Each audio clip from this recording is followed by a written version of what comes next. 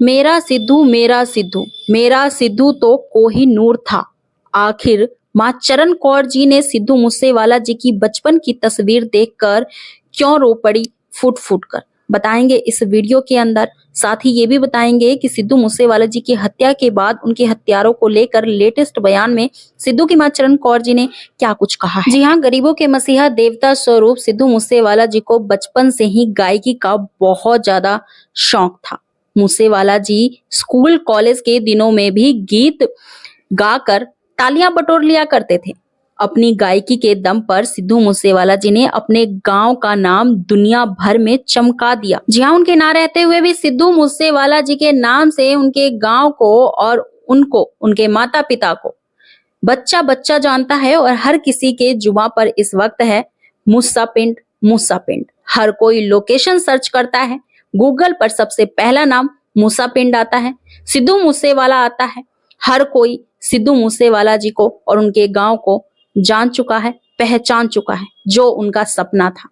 अब एक ही सपना उनका पूरा होना बाकी रह गया है और वो ये कि वो चाहते थे कि उनके गांव में, उनके पिंड में, मूसा पिंड में कि गरीब लोगों के लिए जो इलाज नहीं करवा सकते हैं उनके लिए, कैंसर पीड़ित लोगों के लिए वो कैंसर हॉस्पिटल बनवा सके और वहां पे फ्री में इलाज हो सके, जिसके लिए मां चरण कौर जी ने अपने बेटे का सपना पूरा करने के लिए उन्होंने ये नींव भी रख दी है और अपना सारा पैसा जो है उसमें लगाने का ठान लिया, अपने बेटे का सपना पूरा करने की ठान ली है उन्होंने। संडे के दिन मां चरण कौर जी ने एक पोस्ट साझा किया। मां लिखती हैं, यह हमारे लिए आसान नहीं था जब हमने अपने 29 वर्षीय प्रतिभाशाली बेटे को एक अंधी गोली से मरते देखा। मैंने उनके शरीर को उनकी कड़ी मेहनत की खट्टी हवेली में पड़ा हुआ देखा था। दुनिया द्वारा दिया गया प्रोत्साहन मेरे लिए थोड़ा हो गया। जब मैं उनके जन्म से पहले उस समय में उनके कमरे में बैठी थी, मुझे पता है जब मेरा दिल उसे गले लगाने के लिए, अंगारों पर डालने के लिए बेचैन हो उठा।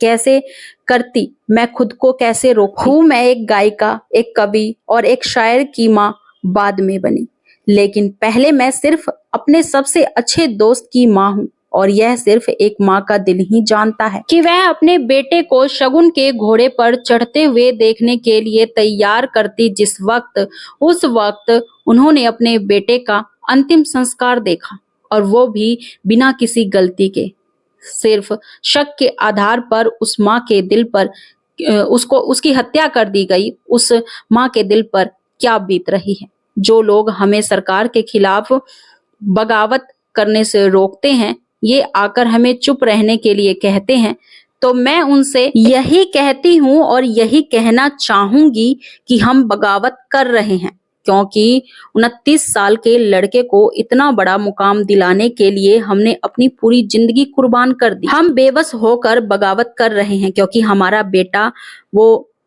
बेटा नादान था और उसकी नजरों को जरा भी फर्क नजर नहीं आता था, कौन सही है कौन गलत है, जिसकी गवाही सारी दुनिया भरती है।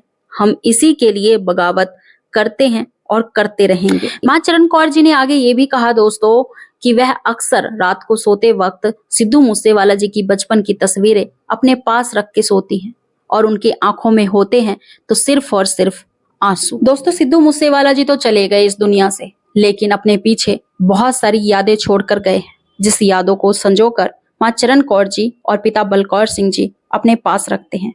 अब इन्हीं छोटे बच्चों के अंदर अपने सिद्धू को देखते हैं और बहुत सारा प्यार देते हैं इन छोटे बच्चों को जब ये सिद्धू के माता पिता से मिलने के लिए हवेली पर आते हैं। इन्हीं छोटे छोटे बच्चों में अपने सिद्धू को देखती है माँ। क्या आप भी दोस्तों सिद्धू मूसेवाला जी को उतना ही मिस कर रहे हैं, उतना ही याद कर रहे हैं जितना माँ चरण कौर और पिता बलकौर सिंह जी आज कर रहे हैं अपने सिद्धू मूसेवाला को? जरूर कमेंट कीजिएगा।